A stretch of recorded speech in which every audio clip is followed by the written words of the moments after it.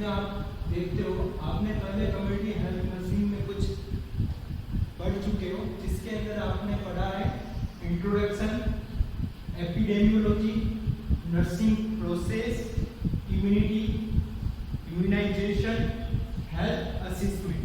तो ये चीज़ें आप पढ़ चुके हो। अब अपन इससे आगे एक और यूनिट स्टार्ट करेंगे जिसका नाम होगा कम्युनिकेशन। तो इसका नाम है कम्युनिकेशन। इसका मतलब होता है संप्रेषण। संप्रेषण बोले तो कम्युनिकेशन। कम्युनिकेशन एक वह साधन होता है जिसके द्वारा अपन नर्सिंग फील्ड के अंदर अपन हर एक वर्क, चाहे एडमिनिस्ट्रेशन का हो, चाहे हेल्थ एजुकेशन का हो, चाहे ट्रीटमेंट का हो, अपन इस मेथड का यूज हर संभव हर जगह करते हैं।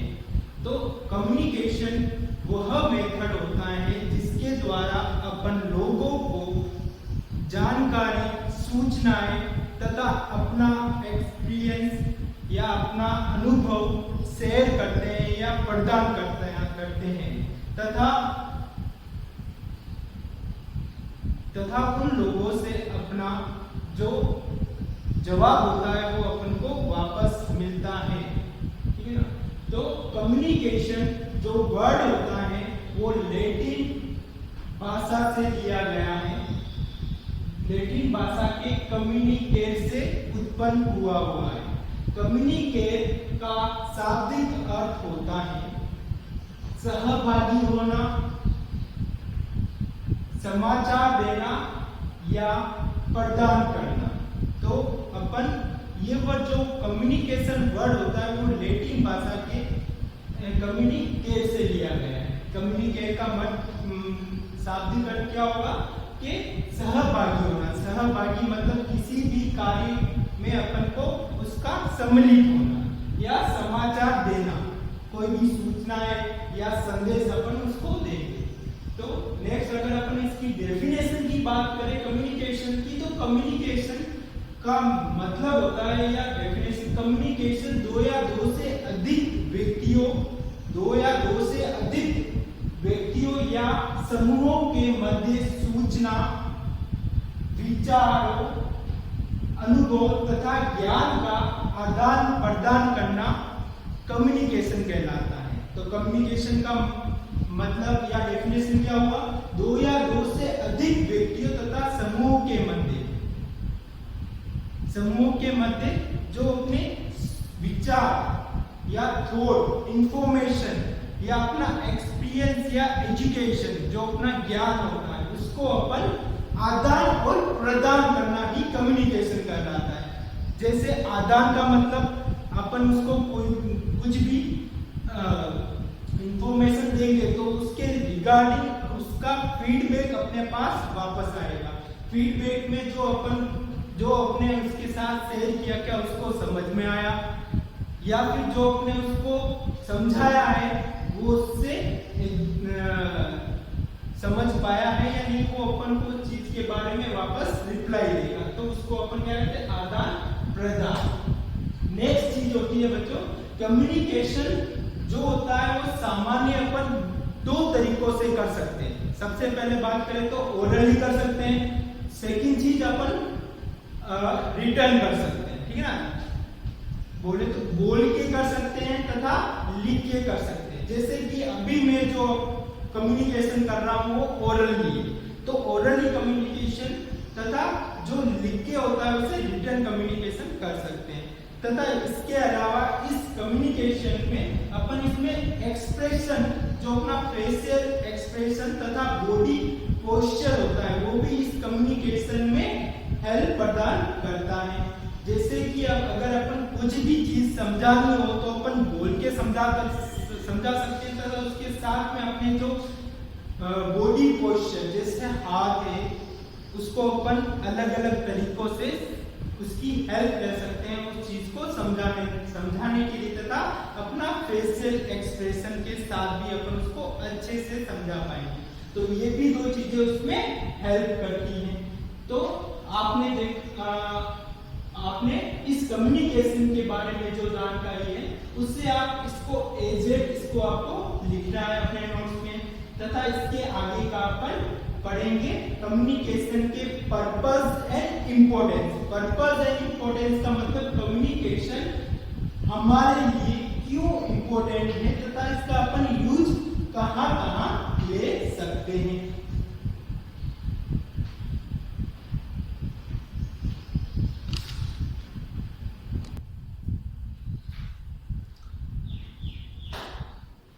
तो अपने क्या पढ़ा था इसके purpose and importance of communication. तो purpose and importance of communication का मतलब होता है, जैसा कि मैंने आपको बताया कि कम्युनिकेशन में इसका कहाँ महत्व होता है, इसका क्या उपयोग होता है। तो सबसे पहला अपन देखते हैं हेल्थ रिलेटेड इंफॉर्मेशन का आदान प्रदान करने में। तो हेल्थ रिलेटेड जो भी इंफॉर्मेशन होती है पेशेंट की, तो उसको अपन कम्युनिकेशन के माध्यम से उसको इजीली वे में उसको समझा सकते हैं पेशेंट को। हेल्थ रिलेटेड चाहे उसकी रिपोर्ट हो, चाहे इन्वेस्टिगेशन की रिपोर्ट हो, चाहे डॉक्टर की रिपोर्ट हो, तो अपन उसको इस कम्युनिकेशन के माध्यम से अपन उसको समझा सकते हैं। नेक्स्ट है हेल्थ एजुकेशन को इफेक्टिव बनाने। हेल्थ एजुकेशन क्या होता है, जब पेशेंट को ट्रीटमेंट चलता है तो उसके बाद में अपन उसको पेशेंट को हेल्थ के बारे में कुछ इम्पोर्टेंट चीजें जो उसके लिए महत्वपूर्ण होती हैं उसके आगे की जिंदगी के लिए, तो वो अपन उसको हेल्थ एजुकेशन के माध्यम से अपन उसको समझाते हैं। तो उस हेल्थ एजुकेशन को भी इफेक्टिव बनाने के लिए अपन कम्युनिकेशन का उपयोग करते हैं। नेक्स्ट है हेल्थ के लिए प्लानिंग करना। अब इस कम्युनिकेशन का उपयोग अपन जब हेल्थ उस पेशेंट की हेल्थ को इंप्रूव करने के लिए जो अपन प्लानिंग करते हैं उसके अंदर भी अपन कम्युनिकेशन का इस्तेमाल करते हैं, जिससे वो प्लानिंग और अच्छे से इंप्रूव की जा सके। नेक्स्ट होता है निरंतर जनसंपर्क बनाए रखने के लिए। निरंतर जनसंपर्क बनाए रखने का मीन्स क्या होता है, जैसे कि अपने कम्युनिटी के अंदर अपन लोगों का जो पीएससी या सब सेंटर केयर होता है, तो उनसे आपस में अपने आप को कनेक्ट करने के लिए हमेशा अपन उसको कम्युनिकेशन का उपयोग करते हैं, जिससे अपन उनसे जुड़े हुए रहते हैं। अगर कुछ भी समस्या होती है तो अपन को पता चलता है। नेक्स्ट होता है रिकॉर्ड एंड रिपोर्ट बनाने में सहायता लेना। इस कम्युनिकेशन का उपयोग अपन जो रिकॉर्ड्स एंड रिपोर्ट्स बनते हैं। अब रिकॉर्ड्स एंड रिपोर्ट्स क्या होते हैं, जो रिकॉर्ड होता है ये रिकॉर्ड अपन रिटन वर्ड में रिटन तरीके से करते हैं। चाहे अपन हॉस्पिटल या वार्ड के अंदर अगर कुछ भी ट्रीटमेंट किया होता है बाय प्रेस्क्रिप्शन डॉक्टर के अनुसार, तो अपन उसको रजिस्टर के अंदर लिखते हैं कि अपने ये इंजेक्शन या ये टेबलेट इस समय इस तारीख को इस पेशेंट या बेड नंबर को दी थी। वो सारी चीज अपन जो लिखते हैं उसे अपन रिपोर्ट कहते हैं। और जो सेकंड चीज होती है रिपोर्ट, ये रिपोर्ट अपन रिटर्न वर्ड में करते हैं, जो अपन एक बार तैयार करके अपन उसको डॉक्टर के सामने प्रस्तुत करते हैं, चाहे बोल के कर सकते हैं तथा लिख के भी कर सकते हैं। इसका टॉपिक रिपोर्ट है। रिपोर्ट का अपने नेक्स्ट यूनिट के अंदर पूरा इसका अपन डिस्क्रिप्शन पढ़ेंगे या उसकी फुल इंफॉर्मेशन या जानकारी अपन आगे के यूनिट में पढ़ेंगे। नेक्स्ट होता है अपने कम्युनिटी की हेल्थ रिलेटेड समस्याओं का समाधान करना। अब जो भी कम्युनिटी के अंदर हेल्थ से जुड़ी कुछ भी समस्याएं होती हैं, तो अपन उसको बेसिक तरीके से समाधान करने के लिए अपन कम्युनिकेशन का उपयोग करते हैं। नेक्स्ट पेशेंट के बीमारी को कम करने तथा उसके मेंटल सपोर्ट को प्रदान करने में भी अपन इस कम्युनिकेशन का उपयोग करते हैं। पेशेंट की जो भी समस्या होती है या कोई भी बीमारी होती है तो वो ट्रीटमेंट से तो क्योर होती है, मगर उससे पहले जो कम्युनिकेशन के द्वारा अपन उसको हर चीज के बारे में जानकारी देते हैं उससे भी उसको काफी हेल्प मिलती है, तथा जो मेंटली सपोर्ट अपन प्रोवाइड करते हैं उससे संपर्क करके या बात करके वो कम्युनिकेशन का ही एक मेथड होता है। तो इसमें अपन मेंटल सपोर्ट प्रदान करने में भी इसका उपयोग करते हैं। तो ये महत्वपूर्ण अपने कम्युनिकेशन के कुछ पर्पस तथा इंपॉर्टेंस होते हैं। ये भी आपको एज डेज अपने बुक्स के अंदर लिखने हैं।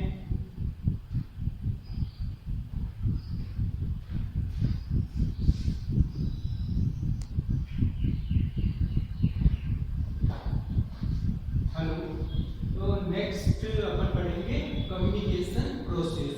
अब जब अपन ने बात की कम्युनिकेशन के इंपॉर्टेंस क्या होती है, तो कम्युनिकेशन कैसे किया जाता है, तो अभी तो आप फिलहाल बहुत सारी हर जगह बातें भी करते हो, पर आपको पता नहीं कि आप हर अपने जिंदगी में विदाउट कम्युनिकेशन आप बात भी नहीं कर सकते। आप कुछ भी करते हो, चाहे अपना फेशियल एक्सप्रेशन, चाहे अपने हाथों या पैरों को हिलाना, चाहे अपने बॉडी पोस्चर, ये सारे के सारे कम्युनिकेशन प्रोसेस या कम्युनिकेशन होता है, जिसके द्वारा अपन लोगों को जानकारी प्रदान करते हैं। तो अपन नेक्स्ट बात करते हैं कम्युनिकेशन प्रोसेस की। अब कम्युनिकेशन एग्जैक्ट किया कैसे जाता है। कम्युनिकेशन की बारे में हमने बात की थी कि दो या दो से अधिक व्यक्तियों या समूह, दो या दो से अधिक व्यक्तियों या समूहों के मध्य सूचनाएं, विचार, संदेश या ज्ञान आदि को भेजना कम्युनिकेशन कहलाता है। तो नेक्स्ट चीज, ये कम्युनिकेशन प्रोसेस किया कैसे जाता है। कम्युनिकेशन प्रोसेस के लिए कई घटकों का होना आवश्यक होता है। बहुत सारे ऐसे घटक होते हैं जो अपन कम्युनिकेशन प्रोसेस में अपन उसका इस्तेमाल करते हैं। ये अपन आए दिन करते हैं, मगर अपन को उनके बारे में नॉलेज नहीं होता है। तो आज अपन सीखेंगे वो घटक कौन कौन से होते हैं जो अपन रूटीन लाइफ में अपन उसका इस्तेमाल करते हैं। तो वो घटक जो भी ये कम्युनिकेशन के घटक होते हैं, वो कम्युनिकेशन को बनाए रखने में अपनी भागीदारी निभाता है। जो भी कम्युनिकेशन प्रोसेस को कंटिन्यूस करने के लिए या कंटिन्यू प्रोग्रेस करने के लिए ये घटक बहुत ज्यादा इंपॉर्टेंस होता है। अगर आपने इनमें से किसी भी एक घटक का इस्तेमाल सही तरीके से या मिसिंग हो जाता है तो वो कम्युनिकेशन प्रोसेस पूरा नहीं हो पाता है, तथा अपन को जानकारी आदि मिलती है या फिर आदि भेजी जाएगी या फिर अपन का उसको फीडबैक वापस नहीं मिल पाएगा। तो इम्पोर्टेंस है ये घटक जो अपन इसके अंदर इसका उपयोग करते हैं। तो आइए अपन देखते हैं इनमें कौन कौन से घटक होते हैं। सबसे पहले बात करते हैं कम्युनिकेशन कम्युनिकेशन दो या दो से अधिक व्यक्तियों या समूह। अगर अपन बात करें कम्युनिकेशन, तो ये एक व्यक्ति तथा यह दूसरा व्यक्ति,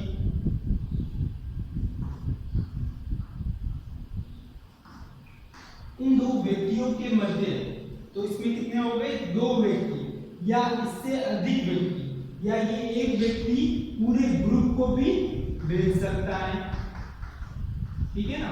तो या पूरे समूह को भी अपना जो विचार तथा इंफॉर्मेशन है वो भेज सकता है।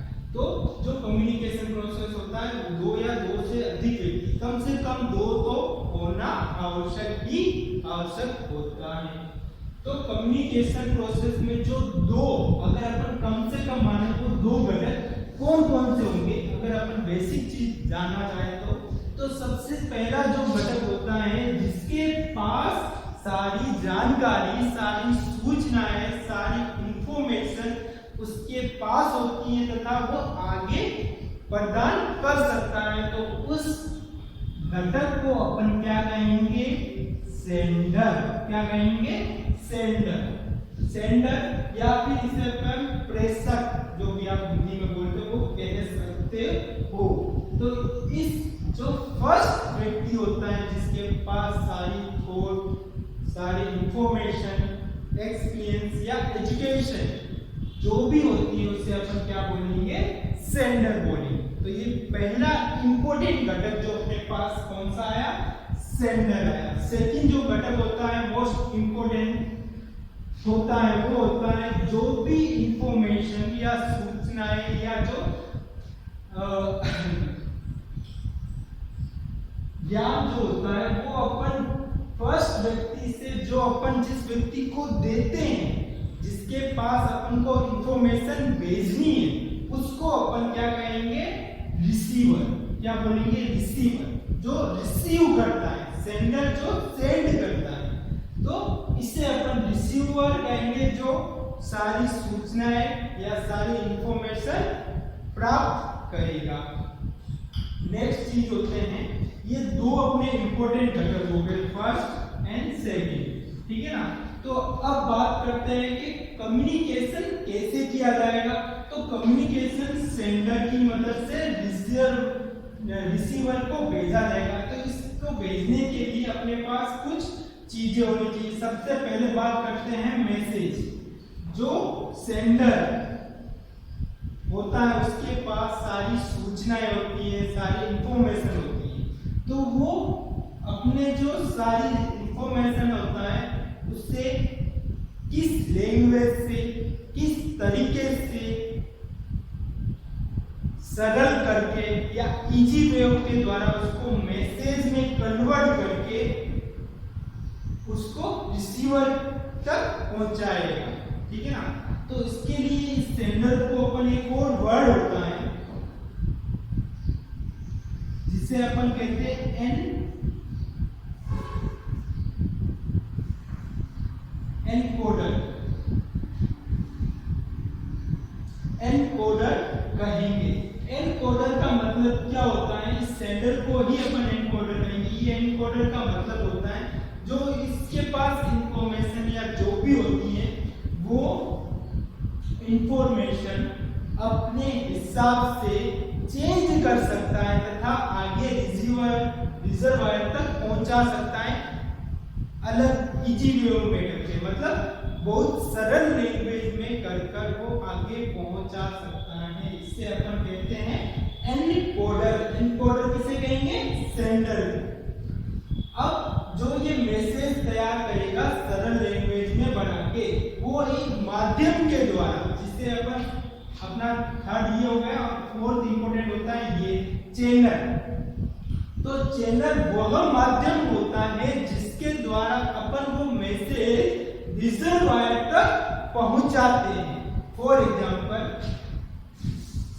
रिजर्वायर जो सेंडर होता है वो अपना मैसेज, ये सेंडर है, इसके पास कुछ भी मैसेज या इंफॉर्मेशन होती है वो उसको सरल लैंग्वेज में कर मैसेज में कन्वर्ट करेगा। अब ये जो मैसेज होता है वो बहुत सारे तरीके, जिसे अपन किस नाम से जानते हैं? चैनल या माध्यम। इन तरीकों के माध्यम से वो रिजर्वायर तक इस मैसेज को भेजेगा। अब ये तरीके कौन कौन से होते हैं? तो अपन ने, मैंने आपको पहले भी बताया कि भेजने के लिए अपन जो यूज करते हैं तरीके वो होते हैं, या तो अपन मैसेज को ओरली भेज सकते हैं, बोले तो बोल के, जैसे मैं भेज रहा हूं, और साथ में लिख कर रिटर्न। अब ये दोनों साथ में भी हो सकते हैं और अलग अलग भी हो सकते हैं, ठीक है ना। सिंगल ओरली हो सकता है, सिंगल रिटर्न हो सकता है, और दोनों साथ में हो सकते हैं। साथ में इसके लिए अपन इसके अंदर अपने फेशियल एक्सप्रेशन तथा अपने बॉडी पोस्चर, अपने हाव भाव, शरीर के हाव भाव के द्वारा भी इस मैसेज को सरल बना के आगे रिसीवर तक पहुंचा सकते हैं। तो ये आपको चैनल के बारे में जानकारी प्राप्त हुई। अब इस चैनल के द्वारा जब ये मैसेज रिजर्वायर तक पहुंचेगा, ये मैसेज रिजर्वायर तक पहुंचेगा, तब ये रिजर्वायर के पास जो मैसेज पहुंचा, इस मैसेज को वो समझेगा और वापस इसे डिकोडिंग करेगा। जैसे अपन ने नाम इसको दिया एनकोडर, तो रिजर्वायर का दूसरा नाम होता है डिकोडर। क्या नाम होता है? डिकोडर। डिकोडर का मतलब क्या होता है कि जो मैसेज उसके पास प्राप्त हुआ,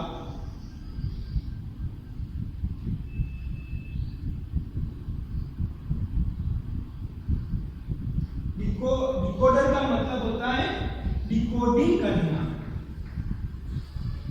डिकोडिंग का मतलब होता है कि जो मैसेज उसके पास प्राप्त हुआ, वो उस मैसेज को अगर किसी ऐसे सिंबल्स के द्वारा प्राप्त हुआ जो कोड वर्ड में होता है, उसको वो सरल लैंग्वेज में करेगा, या वो अपने समझने के लिए इसको बड़ा भी कर सकता है छोटे वर्ड को, तो उससे पूरा समझेगा, जिसके कारण से अपन क्या कहते हैं? डिकोडर। अब ये जो समझने के बाद, जिसे हम डिकोडर कहते हैं, ये समझने के बाद वापस अपना पांचवा घटक जो होगा वो फीडबैक कहलाएगा। ये पांचवें घटक के माध्यम से जो वो समझा है, कितना समझा है या उसे समझ में आएगा, वो उसका पूरा अपना फीडबैक वापस बनाएगा, जिसको वो वापस रिजर्वायर सेंडर तक पहुंचाएगा। रिसीवर सेंडर तक उस फीडबैक को या प्रत्युत्तर को वापस पहुंचाएगा। जब ये फीडबैक सेंडर तक पहुंच जाता है, तब अपना कम्युनिकेशन प्रोसेस कंप्लीट होता है। अगर इनमें से एक भी चीज इनकम्प्लीट रहती है, तो अपना कम्युनिकेशन प्रोसेस कंप्लीट नहीं होता है। तो अपने वापस अगर हम बात करें कम्युनिकेशन प्रोसेस की, तो कम्युनिकेशन प्रोसेस में अपने 5 इंपॉर्टेंट घटक होते हैं। सबसे पहला होता है सेंडर, फिर receiver, then message, channel and feedback. तो ये जो पांचों घटक होते हैं वो कम्युनिकेशन प्रोसेस के लिए बहुत ही इंपॉर्टेंट होते हैं, जिसके द्वारा अपन कम्युनिकेशन या एक व्यक्ति से दो या दो से अधिक व्यक्तियों से अपन बातचीत कर सकते हैं। अब जो मैंने आपको चैनल बताए वो बहुत ज्यादा ओरली, रिटन या अपने जो भी अलग अलग तरीकों से, जैसे बहुत सारे सिंबल्स आते हैं, या फिर अपन बात करते हैं जो बोल नहीं सकते, जो बोल नहीं सकते वो अपने हाथों के एक्सप्रेशन या बॉडी पोस्चर के द्वारा इसे इस्तेमाल करते हैं, जिसका उसमें वर्डिंग होती है जो इजीली उनको आगे वाले को समझा सकते हैं। तो बहुत सारे चैनल्स होते हैं जो अपनी जानकारी को दूसरे व्यक्ति तक पहुंचाते हैं। तो ये सारा चीज कम्युनिकेशन कहलाएगा। तो बच्चों आज के लिए अपन इतना ही पढ़ेंगे। इस कम्युनिकेशन प्रोसेस में अपन sender, feedback, message and receiver and channel के बारे में अपन नेक्स्ट क्लास में इसको डिटेल में लिखेंगे। तो आज अपने जो पढ़ा था, सबसे पहले अपने क्या पढ़ा था? कम्युनिकेशन। कम्युनिकेशन क्या कहलाता है, इसकी सिंपल डेफिनेशन आपको याद रखनी है। ये कम्युनिकेशन क्या दो या दो से अधिक व्यक्तियों या समूह के मध्य सूचनाएं, इंफॉर्मेशन तथा ज्ञान को आदान प्रदान करना कम्युनिकेशन कहलाता है। कुछ इसके इंपॉर्टेंस एंड पर्पस की भी बात की, वो भी आपको याद रखना है कि कम्युनिकेशन प्रोसेस कम्युनिकेशन जो होता है वो कहाँ पे इसका महत्वपूर्ण उपयोग होता है और क्या इसके इंपॉर्टेंस होते हैं। नेक्स्ट अपन ने बात की कम्युनिकेशन प्रोसेस के बारे में। तो कम्युनिकेशन प्रोसेस अपना ये चीज होता है, इसको भी अपन को याद रखना है। तो आज के लिए बच्चों इतना ही। नेक्स्ट अपन कल नेक्स्ट क्लास में बात करेंगे। Thank you.